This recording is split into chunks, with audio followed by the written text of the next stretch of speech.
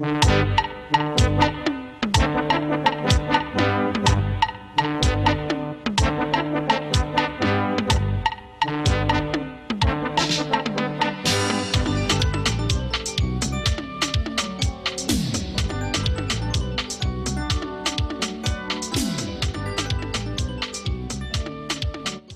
le cadre de ces activités et pour une meilleure approche du milieu rural, la plateforme d'innovation manioc de Boaké a initié une tournée de sensibilisation et de redynamisation des associations, groupements et coopératives exécutant le projet WAP PPAO ou non, membres de la plateforme du 1er au 4 juillet 2014 dans les sous-préfectures de Diebonois, Brobo et Boaké commune. Cette tournée avait non seulement pour objectif global de faire un état des lieux exact de ces groupements, associations et coopératives, mais également de recueillir les difficultés des acteurs dans leur activité quotidienne. De façon spécifique, la tournée avait pour objectif de vérifier l'existence des associations, groupements et coopératives ayant payé leurs droits d'adhésion, s'assurer de la vie communautaire de ces organisations, identifier leurs forces et leurs potentialités, recenser les difficultés liées à leur organisation et leur fonctionnement, enfin, identifier les projets et perspectives de ces structures. La création des plateformes en Côte d'Ivoire est une initiative du projet Donata, piloté par le docteur Nzoué Boni, chercheur, chef du projet du programme Plantes à racines et tubercules au Centre national de recherche agronomique.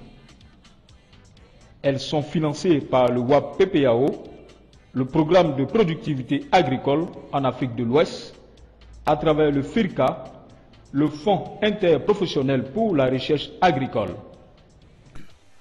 Depuis 2008, les plateformes ont commencé à être mises en place. Pour Boaké, ça a été mis en place en 2010. Et étant donné que c'est une nouvelle approche de la recherche et développement, je ne peux pas dire une nouvelle approche au niveau milieu rural, c'était un défi pour nous de faire en sorte que la plateforme soit dynamique et qu'elle puisse se prendre en charge. Donc cela suppose que la plateforme soit financièrement autonome et au niveau du fonctionnement également soit autonome. Mais bien sûr, toujours avec l'appui des structures de développement et de recherche et des ONG. Alors, parlant de la plateforme de Boaké, c'est une dame qui la dirige, Madame Kwadjoutano Viviane, et grâce à son dynamisme et au dynamisme des membres de son bureau, et avec l'appui des structures locales, sans oublier les autorités locales qui appuient la plateforme, grâce à toutes ces personnes-là, la plateforme de Boaké est relativement fonctionnelle. Au cours de cette tournée, 10 groupements, associations et coopératives ayant pour objet principal la production du manioc pour certains, la production et la transformation pour d'autres, et d'autres encore, la transformation et la commercialisation des dérivés du manioc ont été visités et sensibilisés. C'est par ici, on reçoit le manioc. Après le déchargement, on fait le pesage. Ça c'est le pesage. Après le pesage, maintenant, on passe à l'épluchage.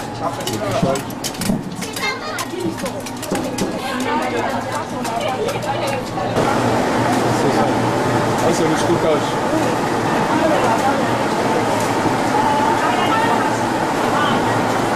Et après le stockage, Après le broyage. le broyage, c'est tout droit. Là c'est La fermentation. fermentation. Ça reste pendant, la pâte reste pendant toute la nuit. Et le lendemain, maintenant, on passe au pressage. Pressage. Là, on met en la journée. Ok. Donc ça c'est le pressure. Ça c'est le pressure. Pressage. Ici c'est le sémoulage.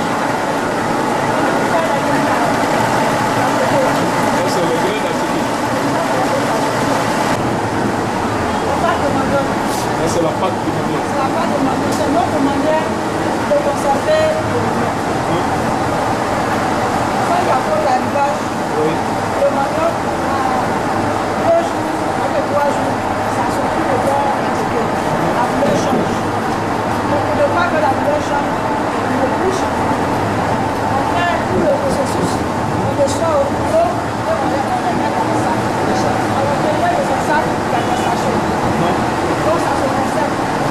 combien de temps ça peut se Ça conserver? peut aller jusqu'à 3 à 5 mois.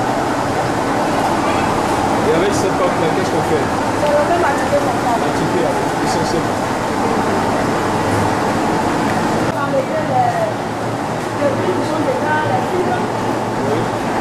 Donc on passe. Ça, c'est le débris. Ça ne sert plus à rien. Non, le manioc peut être jeté à part l'eau. Oui. On ne sait pas ce qu'il faut faire. Ça se sèche. Donc on peut faire la farine avec. On peut manger son dos comme on mange le tomodé là. Il y a les éleveurs aussi du porc qui viennent payer. Et les gens qui font la pêche viennent payer aussi. Donc ça, c'est pas jeté. Donc ça, c'est le tamissage. Et après le tamissage, C'est séché. séchage. Allez maintenant à la cuisson.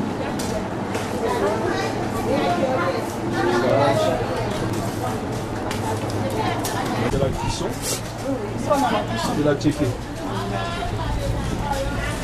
C'est la dernière étape pour obtenir la tchéké. Et ici, on livre ça pour la vente. Et ici, vous faites la vente en détail, en gros, en demi-gros, etc. La livraison, ça, c'est par ici, ça passe. On fait peser. Oui. Ah, vous vendez au kilo maintenant. On va au kilo. Et puis même à cuisson.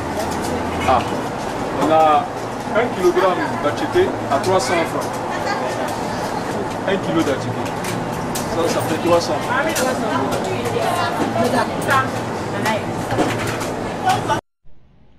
Les visites ont eu lieu dans 10 localités, dont Boaké commune. Ce sont au total 436 personnes, dont 364 femmes, touchées au cours de cette tournée.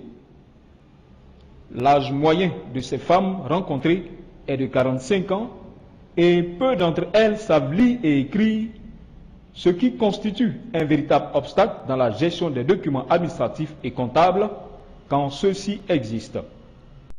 En plus d'être une tournée de sensibilisation et de redynamisation, les bénéficiaires de la tournée ont reçu une formation sur la vie associative et ont été sensibilisés sur l'impact de la bonne collaboration entre les acteurs membres de la plateforme d'innovation Manioc de Boaké. La quasi-totalité des structures agricoles rencontrées souffrent d'un problème de fonctionnement. Votre association, comment on appelle ça? On avait l'association Siangoué de Tipli. L'association Siangoué de Tipli. Vous êtes combien dans l'association? Plus de 50. Il y a 3 hommes et puis le reste c'est les femmes. 3 hommes et tout le reste c'est des femmes. Vous êtes dans vos cotisations? Vous êtes dans le jour? Vous avez payé combien par personne? On paye 100 francs par mois. 1200 par mois. 1200 par. Produisez le manioc. Donc les 50 personnes, vous avez combien d'hectares de manioc? C'est ça là qui est là. Mais ça ne vaut pas 1 hectare. C'est 0,75. Pourquoi ça ne vaut pas 1 hectare? Pour 50 personnes? Il faut regarder les femmes là. Beaucoup sont âgées. Donc, ça, comme on n'a pas la force nécessaire pour pouvoir travailler, c'est pour ça qu'on a pris 0,75. Comme c'est le début. D'accord. Vous travaillez avec quoi? Quels sont les moyens? C'est les machettes et puis les dabas. Machettes d'abord. Et de quoi vous avez besoin pour pouvoir bien travailler, pour pouvoir faire beaucoup agrandir le champ? De quoi vous avez besoin? C'est les outils de travail, les dabas, les machettes, les brouettes, et puis motopompe, et puis la moto... Les tricycles, là, 3 pieds là. 3 pieds là, oui. Mais vous avez déjà des machettes, des dabas? Mais ça, c'est pour nous-mêmes, c'est qu'on prend pour travailler dans nos champs, c'est ça qu'on a pris pour moi ici, c'est pas pour l'association. D'accord. La vie a dit quoi? Elle dit des machines pour piler le manioc et ce qu'on prend pour pomper. Parce que quand on n'a pas les machines pomper dans le champ là. On s'en va louer pour venir travailler dedans. Pomper, c'est quoi? Pomper? On pompe les herbes d'abord avant de mettre les maniocs, avant de planter. D'accord. Vous avez commencé, ça fait combien de temps? L'association même? Oui. C'est depuis 2005. Maintenant, les plantations que vous avez fait là, ça date de combien de temps? C'est l'année passée. 53. Depuis 2005, l'association est créée. Et puis c'est l'année passée seulement où vous Parce que nous, quand on avait créé l'association, on s'entraidait. C'était une association entraidée. Quand quelqu'un paie un parent, on s'en va l'aider. Jusqu'à on a vu que l'association commence à aller de l'avant. C'est pour ça qu'on a préféré faire le champ. Du manioc. La mobilisation des membres se fait surtout autour de problèmes spécifiques.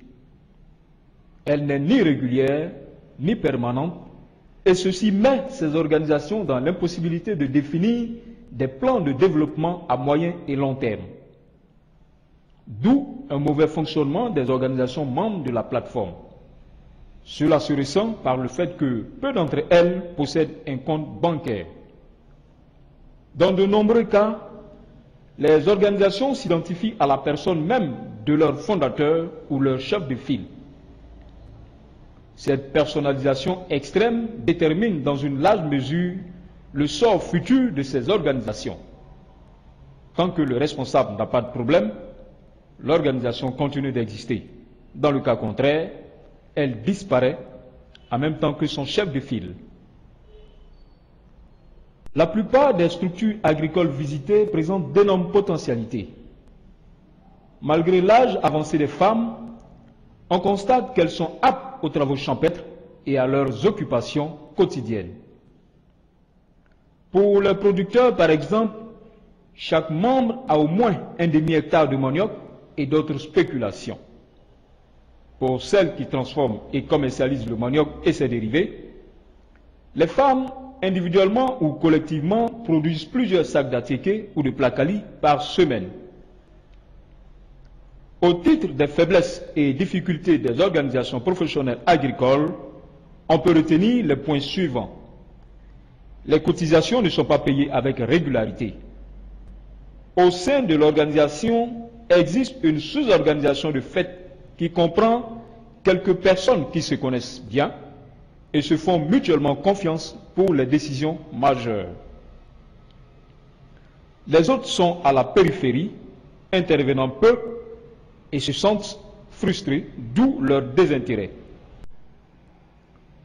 Aussi existe-t-il un décalage entre intentions ambitieuses de l'association et attentes des membres, situation qui débouche souvent sur des déceptions.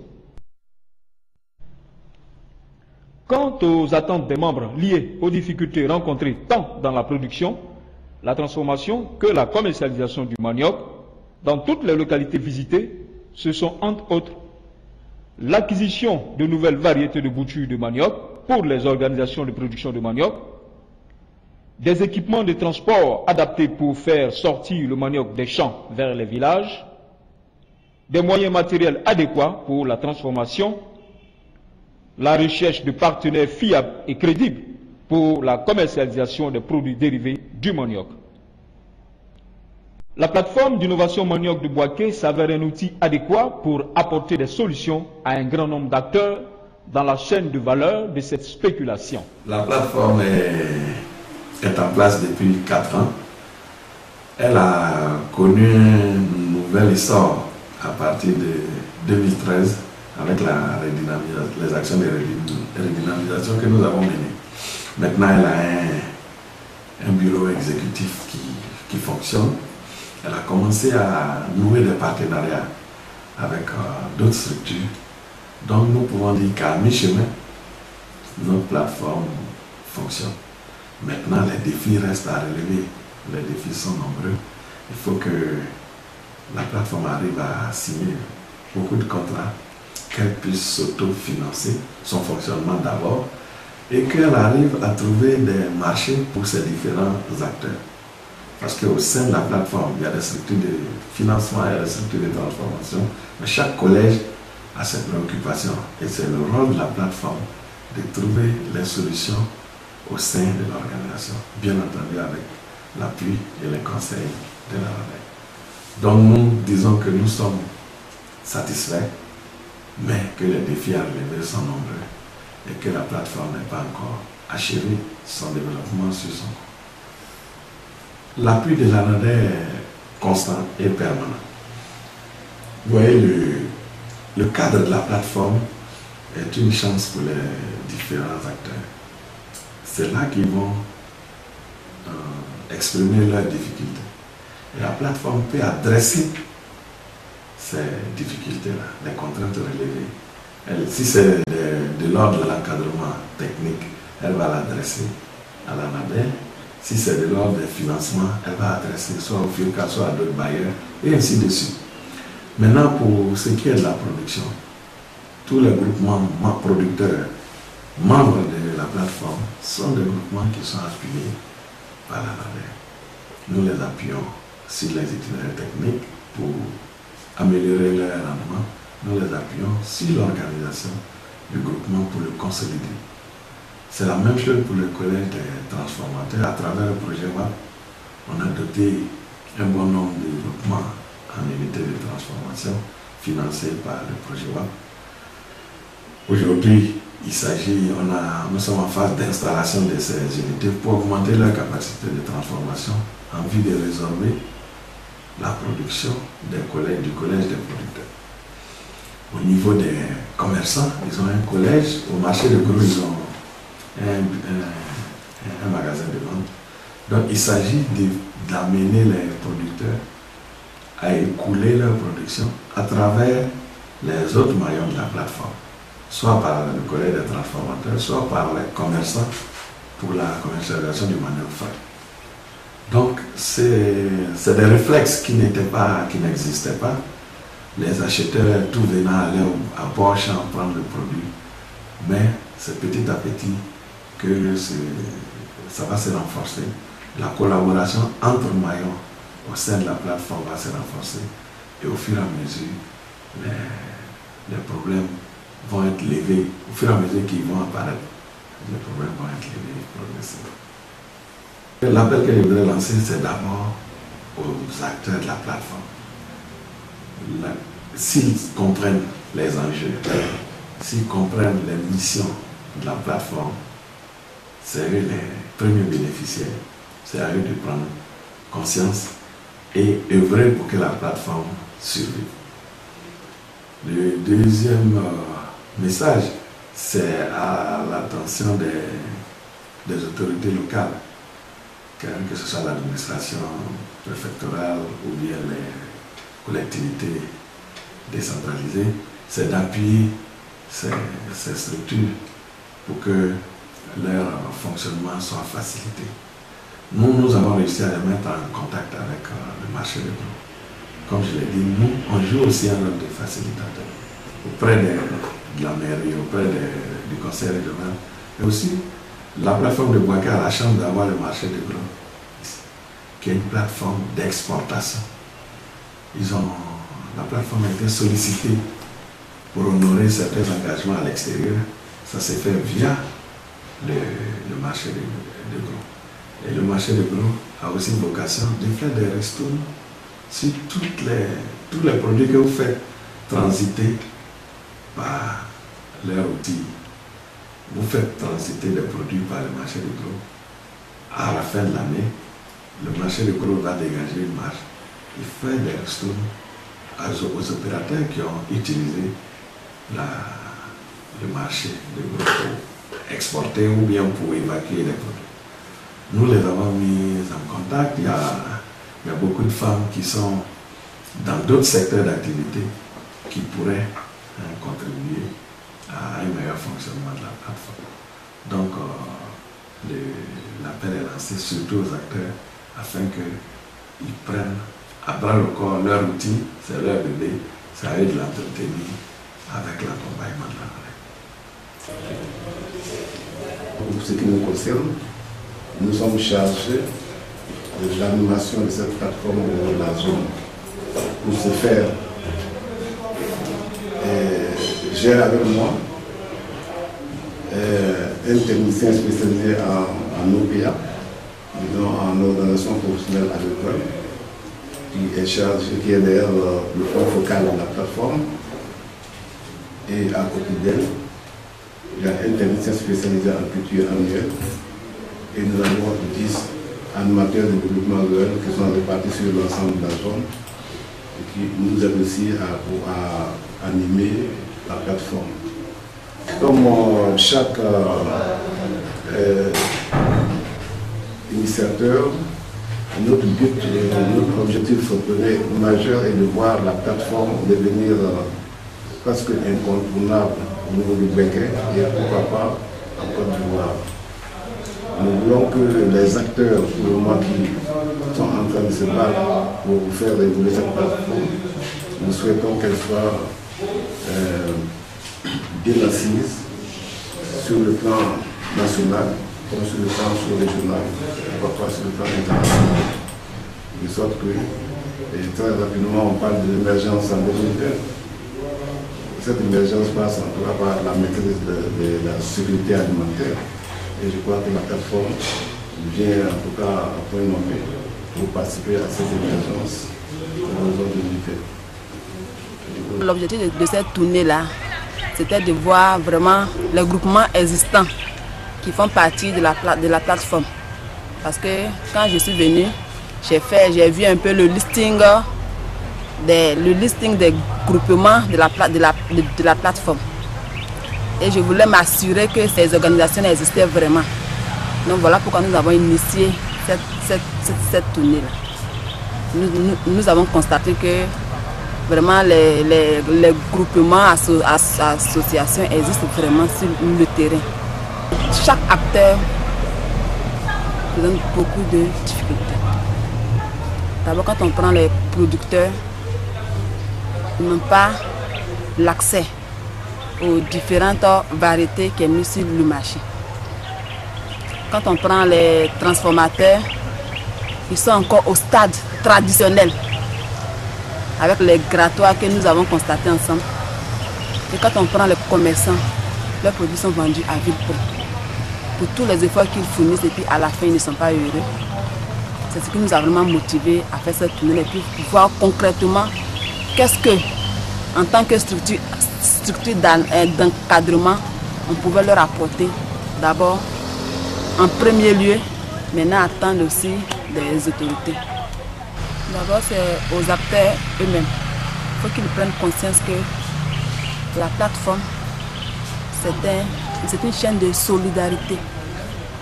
Il faut qu'ils s'engagent à apporter leur participation à l'existence de cette plateforme-là d'abord. Ensuite, c'est aux autorités locales. Nous avons l'administration territoriale, nous avons les collectivités régionales. C'est d'abord à ces personnes-là que nous appelons, vraiment nous interpellons pour qu'ils nous aident. Ils aident la plateforme à émerger. Ensuite, les structures d'accompagnement qui viennent vraiment en appui à cette plateforme-là parce qu'elle en a besoin. À Aboaké, nous avons constaté qu'il y a du manioc. Mais s'il n'y a personne pour aider ces acteurs-là à mettre ce manioc en évidence, il va sans dire qu'on ne saura pas qu'à Aboaké il existe effectivement le manioc, que la filière manioc est développée à Aboaké. Mais il faut un peu de moyens pour que vraiment cette filière-là soit vue de l'extérieur. Donc c'est cet appel-là que je voulais lancer. Que vraiment on ait un regard sur la plateforme de manioc. C'est vrai qu'elle a 4 ans, mais il nous manque encore beaucoup de moyens pour pouvoir émerger. Donc voilà un peu l'appel que je lance aux autorités et puis aux structures d'encadrement. 5e rang parmi les plantes alimentaires mondiales après le maïs, le riz, le blé et la pomme de terre, le manioc occupe le 2e rang des cultures vivrières après l'igname en Côte d'Ivoire. Je peux dire que c'est une culture stratégique, en ce sens que le manioc est partout cultivé. Et puis en plus, c'est une plante qui est rustique, donc qui convient à tous les types de producteurs, qu'ils soient pauvres ou riches. Et en plus, le manioc est consommé dans tous les ménages, sous plusieurs formes. Vous avez l'atiké, le placali, le foutou, le ragout, et j'en passe. Au niveau industriel également, le manioc est transformé en farine, en amidon.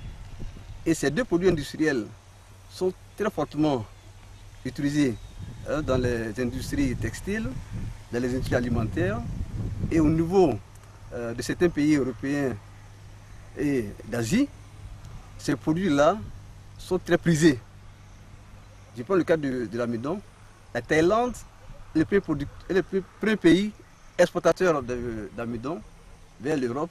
Il vous assure que ce sont des mannes d'argent que la Thaïlande tire à travers la vente de ce produit-là. Je prends le cas tout près de nous, le Nigeria. Grâce à la collaboration de l'État du Nigeria, les produits dérivés issus de l'amidon et de la farine sont fortement utilisés par les industriels qui sont sur place. En Côte d'Ivoire également, il y a des efforts qui sont faits, mais ces efforts méritent d'être soutenus par l'État de Côte d'Ivoire, parce que sans passer par les produits industriels, l'amidon et le manioc, il nous assure que la production attendue ne peut pas être totalement écoulée en se basant seulement sur la tiquée et le placali. La transformation industrielle en amidon et en farine a vraiment sa place. Le manioc est finalement un tubercule que l'on devrait promouvoir pour plusieurs raisons. La première est qu'il pourrait contribuer à l'autosuffisance alimentaire. Il se consomme des feuilles à la racine. La deuxième raison est économique. C'est une opportunité de pouvoir industrialiser tous les produits dérivés. En plus d'être une denrée qu'on peut cultiver et transformer dans n'importe quel endroit du pays, ce sont des emplois qui pourraient en découler. Une réelle valeur ajoutée. D'abord, il faut produire avant de pouvoir le transformer. Donc, si nous passons à la transformation, nous avons visité nos braves paysans. Nous avons vu que c'est un peu dur quand tout est manuel. Ils ont des hectares, des terrains à produire le manioc, mais tout est à leur propre force, ce qui est un peu compliqué. Donc je souhaiterais la plateforme de manioc, qu'on puisse doter la plateforme de manioc sur un tracteur pour pouvoir élaborer le champ pour les paysans. Maintenant, au niveau de la transformation, nous savons que le produit que nous transformons va directement à la consommation. Nous avons besoin d'aide au niveau matériel, au niveau assainissement. Il faut que notre coin soit vraiment bien propre. Mais avec nos propres moyens, c'est compliqué. Surtout que nous avons vécu une situation de crise qui a vraiment détruit tout ce que nous avons au début. Aujourd'hui, c'est dur pour se retrouver. Vous avez pratiquement tout perdu. On a tout perdu. On recommence à zéro. On recommence à zéro. Mais ce n'est pas facile. On demande l'aide à nos encadreurs. On demande l'aide au gouvernement. Surtout dans cette plateforme, nous voyons que la majorité, 97%, sont des femmes. Et ces femmes ont besoin, et parmi ces femmes, beaucoup sont veuves. Beaucoup sont sans mari. Mais toutes ces femmes ont des enfants. Et beaucoup aussi sont âgées. Âgées.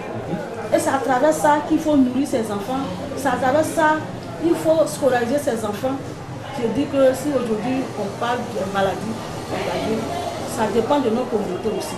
Si tu n'arrives pas à scolariser ton enfant, tu n'arrives pas à t'occuper de ta fille, mais elle va aller se prostituer.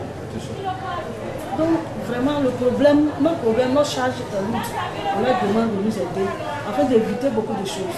Si la Côte d'Ivoire doit partir à l'émergence 2020, je crois qu'il faut qu'on nous aide et qu'on puisse cheminer ensemble.